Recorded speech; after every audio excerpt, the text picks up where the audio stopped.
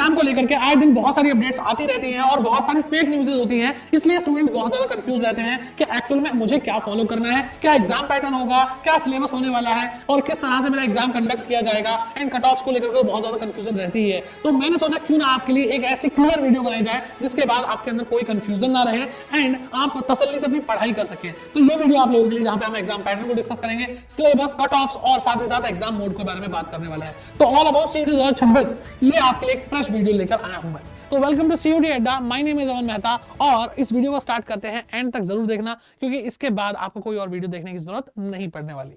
तो सबसे पहले हम बात करते हैं एग्जाम पैटर्न की। तो यहां पर आपको बिल्कुल जो पहले आप जानते हैं कि एमसीक्यू बेस्ड एग्जाम है, तो अभी भी एमसीक्यू बेस्ड एग्जाम होने वाला है। एक क्वेश्चन होगा, उसके 4 ऑप्शंस होंगे और उनमें से एक को आपको टिक करना है कि यह सही आंसर है। फिर अगर हम बात करते हैं हर सब्जेक्ट की, चाहे वो लैंग्वेज हो, चाहे वो डोमेन हो, चाहे वो जीएटी का एग्जाम क्यों ना हो, वहां पे आपको 50 एमसीक्यूज देखने को मिलेंगे जो 5 नंबर का एक होने वाला है। इसका मतलब आपका हर एग्जाम 250 मार्क्स ईच होने वाला है इन टोटल। फिर बात करते हैं इसके ड्यूरेशन की, तो आपको हर एग्जाम के लिए क्या देना पड़ेगा बेटा, 60 मिनट का टाइम मिलेगा, जहां पे अगर हम कैलकुलेशन करना शुरू करें तो आपको पता चलेगा कि एक क्वेश्चन को करने के लिए 1.2 मिनट्स मिलते हैं, यानी 1 मिनट थोड़ा सा ज्यादा। मतलब आप खुद सोचिए कि आपको इतने से कम टाइम में क्या करना होगा, उस क्वेश्चन को रीड भी करना है, उसको समझना भी है, उसकी कैलकुलेशन भी करनी है और उसको टिक मार्क भी करना है और सबमिट करना है। तो इसका मतलब यहां पर आपको थोड़ा सा स्पीड बढ़ानी पड़ेगी, रीडिंग अच्छी होनी चाहिए, कंसेप्ट क्लैरिटी बहुत ज्यादा होनी चाहिए ताकि बहुत ज्यादा देर तक आपको कंसेप्ट में ही ना फंसा रहना पड़े। फिर इसके बारे में बात करते हैं कि नेगेटिव मार्किंग है या नहीं। तो बिल्कुल बेटा नेगेटिव मार्किंग भी है, 1 नंबर की नेगेटिव मार्किंग आपको देखने को मिलेगी। यानी अगर आपने एक क्वेश्चन गलत किया तो 5 नंबर का वो क्वेश्चन था वो तो चले ही गए, 1 नंबर और भी चला जाएगा, यानी आपको टोटल 6 नंबर का नुकसान, 6 मार्क्स का नुकसान होने वाला है।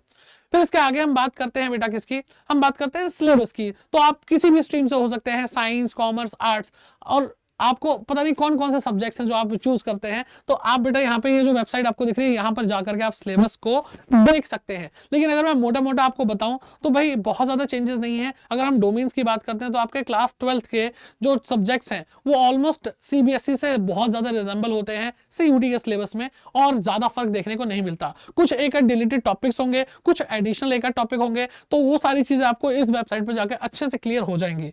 अगर मैं स्पेसिफिकली कॉमर्स की बात करूं तो कॉमर्स के अंदर थोड़ा सा ड्रास्टिक चेंज है इकोनॉमिक्स में, जहां पे आपको माइक्रो इकोनॉमिक्स भी पढ़नी है और मैक्रो इकोनॉमिक्स भी पढ़नी है, और दोनों ही बहुत बराबर वेटेज की आती हैं जो बच्चों को बहुत ज्यादा परेशान करती हैं। और यही 12th क्लास का इकोनॉमिक का सिलेबस काफी डिफरेंट है, क्योंकि वहां पे माइक्रो इकोनॉमिक्स ना होकर के इंडियन इकोनॉमिक डेवलपमेंट बच्चे पढ़ते हैं, तो थोड़ा सा इकोनॉमिक्स को लेकर के चैलेंजेस बच्चे फेस करते हैं। और अकाउंटेंसी की अगर हम बात करते हैं तो अकाउंटेंसी में कंप्राइज अकाउंटिंग एक ऑप्शनल यूनिट है और वो अच्छे से बच्चों को पढ़नी चाहिए, सो दैट आप कभी भी एक ऐसा ना हो कि सिर्फ एक यूनिट पर डिपेंडेंट है, दूसरी तो आती ही नहीं है, और जो जिस पे डिपेंडेंट है वो भी अच्छे से नहीं हो रही है। तो इसलिए अच्छे से पढ़ के चलो, सारी चीजें क्लियर हो जाएंगी। बीएसटी का भी ऑलमोस्ट सेम जो आपका सीबीएसई का सिलेबस है वैसा ही होने वाला है। एक चैप्टर एडिशनल है आपका एंटरप्रेन्योरशिप डेवलपमेंट, वो आपको पढ़ना पड़ेगा।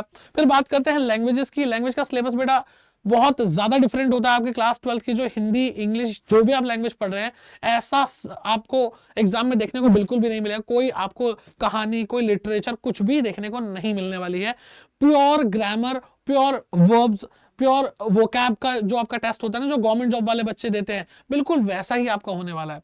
फिर बात करते हैं उन बच्चों की जो जीएटी का एग्जाम देने वाले हैं। जीएटी का जो एग्जाम है यानी जनरल एप्टीट्यूड टेस्ट, उसके अंदर 3 सब्जेक्ट होते हैं। एक होता है करंट अफेयर्स एंड जीके, दूसरा होता है लॉजिकल रीजनिंग, तीसरा होता है क्वांटिटेटिव एप्टीट्यूड। और उसका भी सिलेबस आपको यहाँ पे मिल जाएगा, लेकिन उसका जो सिलेबस है वो बहुत ज्यादा फैला हुआ है। तो ऑब्वियसली क्लासेस लेंगे तो आपको ज्यादा अच्छे से समझ में आएगा कि एक्चुअल में सिलेबस क्या है।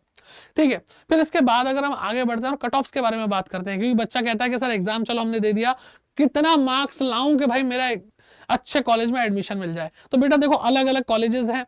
अगर मैं कॉमर्स की बात करता हूं तो एसआरसीसी में हर बच्चा जाना चाहता है, और एसआरसीसी का अगर हम लास्ट कट ऑफ की बात करें पिछले साल तो बेटा 917 गई थी जनरल कैटेगरी की आउट ऑफ 1000, जो कि अपने आप में बहुत ही खतरनाक नंबर है। इसलिए मैं सेफ स्कोर बोल के चलता हूं बेटा, आपको सेफ स्कोर आउट ऑफ 1000 क्या चाहिए होगा बेटा, लगभग 940 950 चाहिए होगा अगर आप टॉप नॉच कॉलेज में जाना चाहते हैं। ठीक है, और अगर आप एक एवरेज कॉलेज में जाना चाहते हैं तो आपको 1000 में से 800 750 के आसपास स्कोर करना होगा।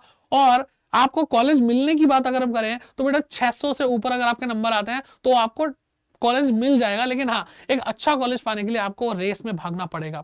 तो कोई भी, आप ह्यूमैनिटीज से हैं चाहे आप कॉमर्स से हैं, अगर आपका जो सब्जेक्ट कॉम्बिनेशन है उसके हिसाब से आपका टोटल स्कोर 1000 बनता है तो ये बात आप पे एप्लीकेबल होती है। और वहीं साइंस की तरफ देखें तो बेटा साइंस का आई थिंक जो अधिकतर कोर्सेज है उसमें 750 में से स्कोर करना होता है, और वहां पर आपको बेटा कम से कम नहीं तो कम से कम एक टॉप नॉच कॉलेज में जाने के लिए 550-600 के आसपास स्कोर करना होगा।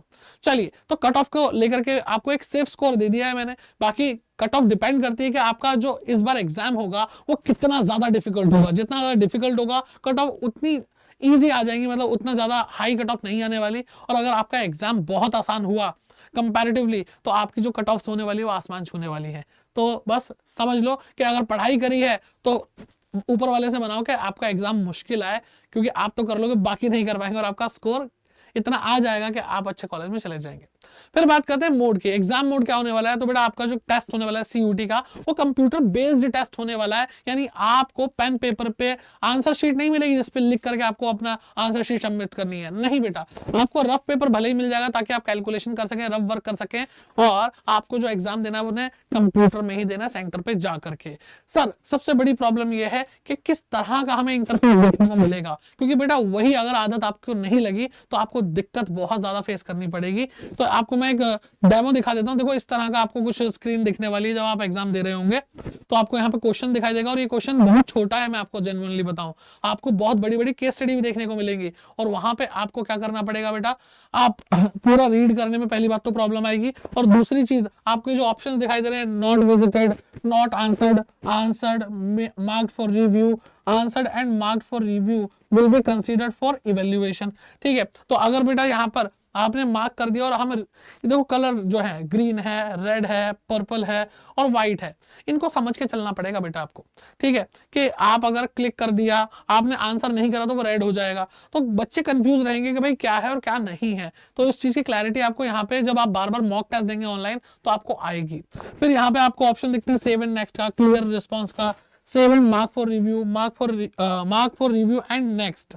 तो ये सारे ऑप्शन बच्चे जल्दबाजी में, क्योंकि उन्होंने अभी तक पेपर पेन मोड में एग्जाम दिया, ऑफलाइन एग्जाम दिया, ऑनलाइन एग्जाम नहीं दिया है, तो वो इंटरफेस उनको कभी कभी एग्जाम टाइम पे प्रेशर की वजह से वो कहीं पे कुछ गलत भी क्लिक कर सकते हैं। और बहुत बार बच्चों ने ऐसा हमें बताया कि सर हमसे गड़बड़ हुई है, क्योंकि हमने ऑनलाइन जो मॉक टेस्ट उनकी प्रैक्टिस नहीं करी थी तो दिक्कत हो गई थी। ठीक है, तो आई होप आप लोगों को ये सारी चीजें समझ में आ रही हैं कि किस तरह का एग्जाम होगा और किस तरीके से आपको प्रिपरेशन करनी है। और बाकी यूट्यूब पे सब्सक्राइब करके आप रखिए, सीयूटी अड्डा आप लोगों के लिए इस तरह की वीडियोस लाता ही रहता है। और बहुत सारी जो प्रॉब्लम आप फेस करें वो कमेंट सेक्शन में लिख के जाइए, ताकि मैं आपके लिए ऐसी और वीडियोस ला सकूं, और अपने सारे प्रॉब्लम के सोल्यूशन के लिए आप महापैक में एनरोल कर सकते हैं।